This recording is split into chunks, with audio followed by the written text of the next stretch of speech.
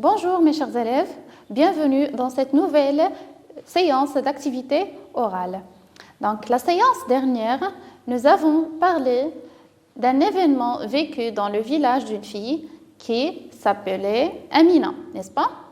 Alors, est-ce que vous vous rappelez les enfants de l'événement auquel a assisté cette fille?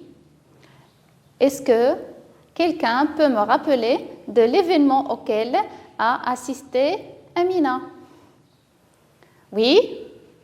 Très bien. Donc, votre ami dit que Amina a assisté à un festival de Fantasia.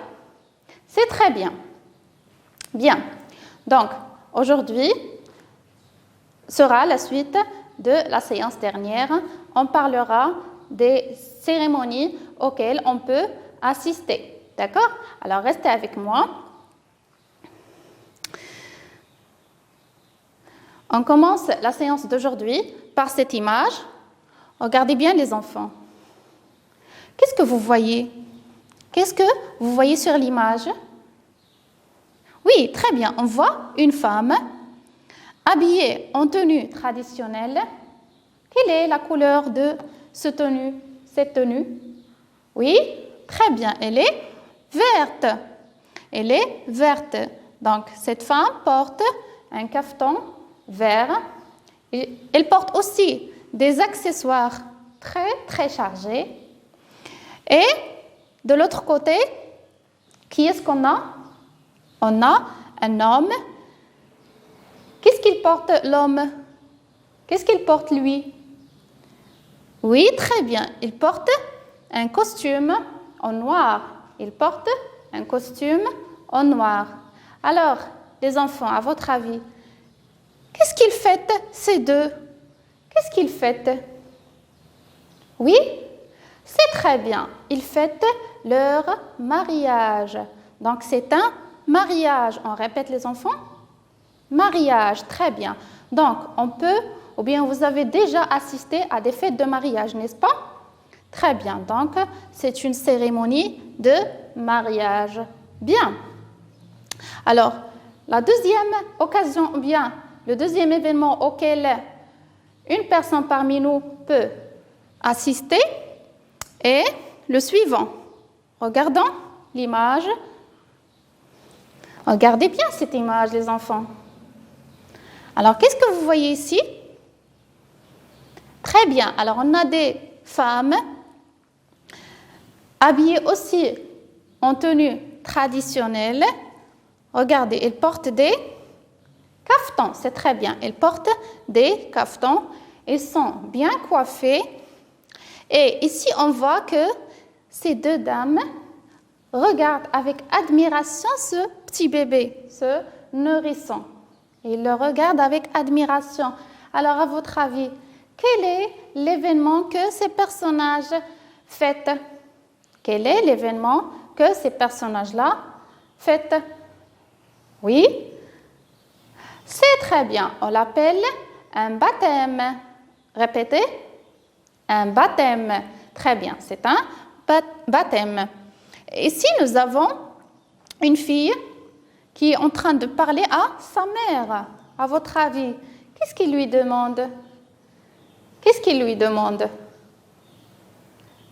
Oui, alors, la réponse de votre amie est la suivante.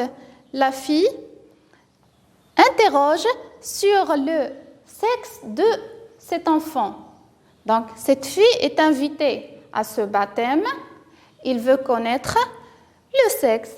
Est-ce qu'il est garçon ou bien fille, ce petit bébé? D'accord? Donc, comme vous savez, les enfants, le baptême se tient lieu le 7e jour de la vie du nourrisson. Et pendant ce jour-là, les parents du bébé font le sacrifice du mouton et choisissent pour lui un prénom musulman, bien sûr. D'accord? Donc, c'est à ce jour-là de baptême que le nourrisson est nommé. D'accord? On lui donne un nom, un prénom. Très bien. Donc, cette cérémonie est un baptême. On répète ensemble. Un baptême. Un baptême, c'est très bien. On passe à l'événement suivant. Regardez, qu'est-ce qu'on a ici? Oui, nous avons un garçon. À côté de ce garçon, il y a la maman, c'est très bien, et le papa. On a ici au centre de la table une tarte et le garçon est en train de siffler les bougies. Donc, quelle est l'occasion célébrée par cette famille? Oui? Très bien, c'est un anniversaire. Répétez, un anniversaire. Donc, ce garçon fête son anniversaire accompagné de ses parents. Très bien. Donc, c'est un anniversaire. On répète ensemble. Anniversaire. Bravo les enfants. Alors, parmi aussi les événements qu'on célèbre au Maroc, il y a les fêtes religieuses. Qui peut me citer une fête religieuse qu'on célèbre ici au Maroc? Oui? Très bien. Alors, nous avons Eid al-Fitr. C'est très bien. Et quoi encore? Nous avons la fête du mouton, ou bien, voilà, la fête du mouton. Donc, pendant cette fête, que font les musulmans? C'est très bien. Les musulmans font le sacrifice du mouton. D'accord? Et ils accomplissent la prière dans les mosquées et puis ils vont chez leurs proches pour leur rendre visite. Donc, c'est la fête du mouton. C'est une fête religieuse que tous les musulmans célèbrent chaque année. Très bien. Alors, il ne faut pas oublier aussi les fêtes régionales dites les moussem. Très bien. On a déjà parlé la séance dernière des moussem, n'est-ce pas? Très bien. On a abordé le moussem des cerises, ou bien le festival des cerises. Mais il n'existe pas seulement au Maroc le festival des cerises. Il existe de nombreux moussem. Donc, chaque région célèbre un moussem spécifique. Mais dans cette séance, je vais vous parler seulement de 4. On va se contenter de 4 moussem. Alors, on commence par le premier. Regardons ensemble l'image. Qu'est-ce que vous voyez? Très bien, on voit une femme qui porte une couronne. Très bien. Il est couronné. Donc, de quel moussem s'agit-il ici? De quel moussem s'agit-il à votre avis? C'est très bien, c'est le moussem des cerises. Où se déroule-t-il? Où se déroule ce moussem des cerises, les enfants? Ou bien, dans quelle ville du Maroc? Oui, très bien. Alors, ce moussem se déroule dans la ville de Sfro. Ce moussem se déroule dans la ville de Sfro.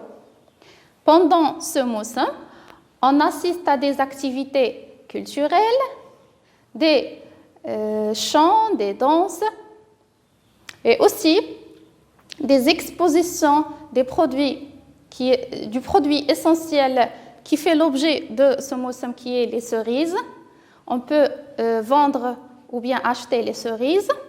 Et aussi, il se termine par le couronnement, comme vous voyez, de la plus belle fille qui assiste à ce moussem, qui s'appelle la reine ou bien la Miss Cerisette. La Miss Cerisette ou encore la Miss des cerises.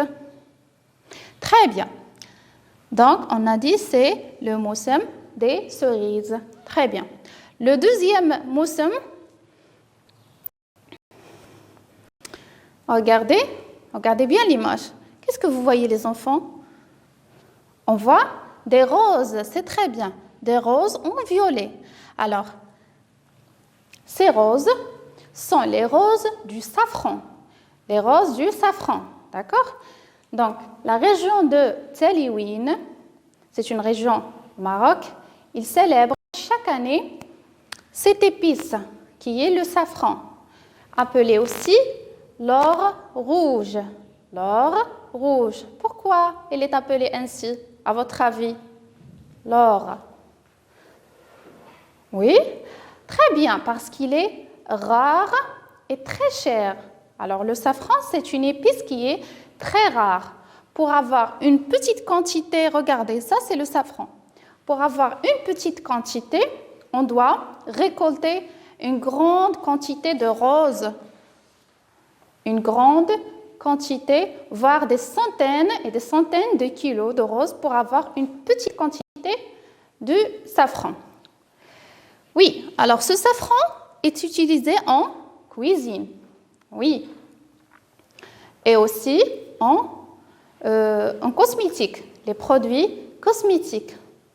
Donc, comme j'ai dit, c'est une épice très, très chère. Alors, répétez, c'est le moussem du safran. Moussem du safran. Très bien. Alors, le troisième moussem qu'on a, regardez ici. Dites-moi, qu'est-ce que vous voyez, les enfants? Que voyez-vous sur cette image? Oui, on voit des hommes à cheval. Des hommes à cheval, très bien. Ils font la fantaisie, très bien. Ils font le spectacle de la fantaisie. Où est-ce qu'ils font ce spectacle? Regardez. Où est-ce qu'ils font ce spectacle? Oui, dans le plein air du désert. C'est très bien. Ils font ce spectacle dans le plein air, dans le désert. Donc, ce spectacle est appelé le moussem de Tantan. Moussem de Tantan. Donc, ce moussem s'organise chaque année dans le sud-ouest du Maroc par les tribus sahraouis. Et on peut assister durant ce moussem, comme vous voyez, à des courses à cheval, à des chants, des expositions des produits de l'artisanat sahraoui, etc., etc. Très bien. Donc, c'est le moussem de Tantan. Répétez, le moussem de Tantan. Très bien. Et le dernier moussem dont on va parler, regardez. Qu'est-ce que vous voyez ici? Des roses. Très bien. On voit des roses.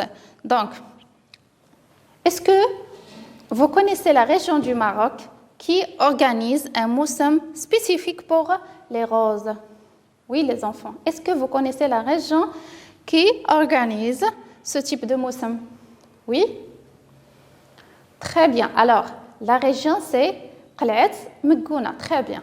C'est Qalat Mekgouna qui organise chaque année, pendant le mois de mai, le moussem des roses. D'accord? Bien, le festival des roses. Très bien. Donc, les habitants de cette région, les habitants de Qalat Mekgouna, ils se vêtent de très beaux costumes, accompagnés de chanteurs et de joueurs de flûte. Vous connaissez la flûte? La flûte et les tambours. Les tambours. Et qu'est-ce qu'ils font? Ils lancent des pétales de rose. Ils lancent les pétales de rose sur les visiteurs et les aspergent de l'eau de rose, qui a une très belle odeur. D'accord? C'est comme ça que les habitants de cette région reçoivent leurs invités, ou bien les visiteurs qui viennent de toutes les régions du Maroc pour assister à cet événement merveilleux. Très bien. Donc, c'est le moussem des roses. Répétez. Le moussem des roses. Alors, qui peut faire un rappel de tous les moussems dont on a parlé? Qui peut les citer? Oui? Très bien. On a dit il y a le moussem des cerises qui se déroule à la ville de Sfro. On a aussi le moussem du safran qui s'organise à la région de Taliwin. Très bien. On a parlé aussi du Moussem de Tantan, organisé par les tribus sahraouis dans le sud du Maroc. Et nous avons finalement le Moussem des Roses qui s'organise chaque année, ou bien chaque mois de mai, dans la région de Qalat Mekgouna. C'est très bien les enfants. Alors maintenant, on passe à la suite de notre leçon. Regardez bien. Qu'est-ce que vous voyez? Qu'est-ce que vous voyez les enfants? Oui, votre ami dit que c'est une maison. Alors, est-ce que vraiment c'est une maison? Qui peut proposer une autre réponse? Regardez bien, qu'est-ce qu'on a? On a un canapé ici. Sur les côtés, nous avons des bouquets de fleurs et sur les centres de table aussi. Par terre, on a un tapis rouge, un long tapis rouge. Nous avons des chaises. Regardez comment ils sont décorés, les chaises. Ils sont décorées de manière fantastique. Elles sont toutes blanches et il y a en haut des rubans rouges sous forme de papillons. Donc, cette salle est décorée de manière fantastique. Alors, qu'est-ce que c'est? De quoi s'agit-il? De quoi s'agit-il, les enfants? Oui, très bien. Alors, c'est une salle de fête. Une salle de fête. On répète, c'est une salle de fête. Dans ces salles de fête, qu'est-ce qu'on fait? Oui, très bien. On organise nos événements heureux, nos cérémonies, par exemple, qu'on a citées tout à l'heure, mariage, baptême, circoncision, etc. D'accord? Donc, c'est une salle de fête. On répète ensemble, une salle de fête. Très bien. Donc, regardons l'image suivante. Ces personnages-là se sont rencontrés dans la salle que nous avons vue tout à l'heure. Ils se sont rencontrés dans cette salle de fête. Combien de personnages voyez-vous, les enfants? Combien de personnages voyez-vous sur l'image? Oui, on a 3 personnages, très bien. Nous avons 2 garçons et une fille. Alors, regardez, ce garçon vêtu en t-shirt rouge, qu'est-ce qu'il porte? Qu'est-ce qu'il porte? Très bien, il porte une caméra sur son épaule. Une caméra, répétez. Il porte une caméra. Très bien. Et son ami qui est derrière lui, qu'est-ce qu'il porte? Comment appelle-t-on ça? Très bien, c'est un microphone. Un microphone. Alors, dites-moi, comment appelle-t-on la personne qui se charge de la prise des photos, bien la prise des vues dans une cérémonie? Comment appelle-t-on la personne qui se charge de la prise des vues dans une fête? Oui, bravo les enfants, c'est un caméraman. Répétez, un caméraman. Très bien, c'est un caméraman. Alors, ce caméraman a voulu poser quelques questions à cette fille avant le commencement de la fête. D'accord? Il voulait poser quelques questions à cette fille. Donc, écoutez bien le dialogue qui va se dérouler entre la fille et ce caméraman. Écoutez bien les enfants. Le caméraman. Bonjour mademoiselle, comment tu t'appelles? La fille. Bonjour, je m'appelle Oumeima. Mademoiselle, as-tu déjà assisté à un événement heureux? La fille. Oui, bien sûr.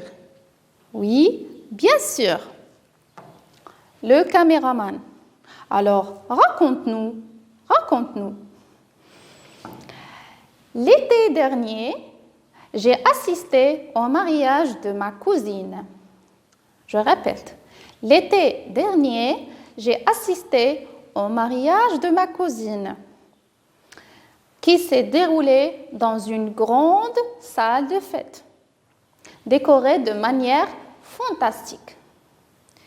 Je répète, l'été dernier, j'ai assisté au mariage de ma cousine qui s'est déroulé dans une grande salle de fête décorée de manière fantastique. Très bien. Regardez la salle. Alors, il y avait une dizaine de personnes. Regardez les enfants. Donc, il y a une dizaine de personnes dans la salle de fête. Généralement, lorsqu'on organise une cérémonie dans une salle de fête, on invite énormément de gens, d'accord? Une grande foule de gens. Donc, comme vous voyez ici, qu'est-ce qu'ils portent, ces femmes? Qu'est-ce qu'ils portent? Très bien, elles portent tous, presque tous, des habits traditionnels, des caftans, de différentes couleurs, de très beaux caftans. Très bien, donc, ce sont les invités. Au commencement de la fête, regardez, un orchestre a présenté des chants de Milhoun. Donc, Umayma est en train de raconter au caméraman ce qu'elle a vu pendant la fête auquel elle a assisté. Donc, il a dit que la fête a commencé par des chants de Milhoun. Regardez l'équipe de Milhoun. Alors, quelle est la région, les enfants du Maroc, connue par ce type de musique, à votre avis? Quelle est la région, bien la ville du Maroc connue par ce type de musique? Oui? Bravo, très bien, c'est la ville de Fès. C'est la ville de Fès qui est connue par le Milhoun. Très bien. Alors, regardez bien, quel est l'instrument essentiel pour ce type de musique? Quel est l'instrument essentiel? Regardez, très bien, ça c'est le tambourin. Répétez, le tambourin et le violon. Le violon et le tambourin. Répétez, c'est très bien. Donc, le tambourin et le violon, ce sont les principaux instruments pour cette musique. Bien. Et ils ont, comme vous voyez, les membres de cette équipe, ils ont un habit uni. Ils ont un habit uni. Donc, la fête a commencé par des chants de Milhoun.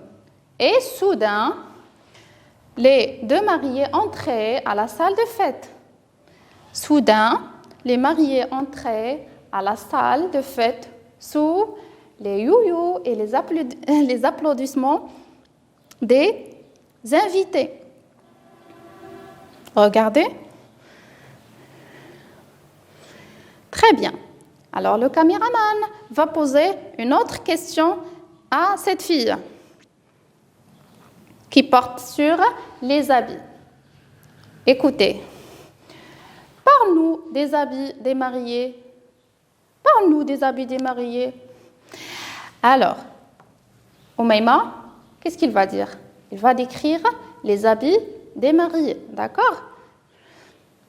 Donc, la mariée, c'est-à-dire la femme, a enfilé des habits traditionnels, de nombreux habits traditionnels. Regardez les caftans de la mariée.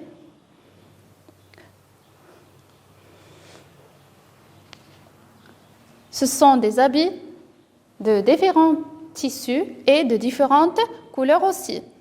Donc, il a enfilé de nombreux caftans à l'aide de la coiffeuse. À l'aide de la coiffeuse.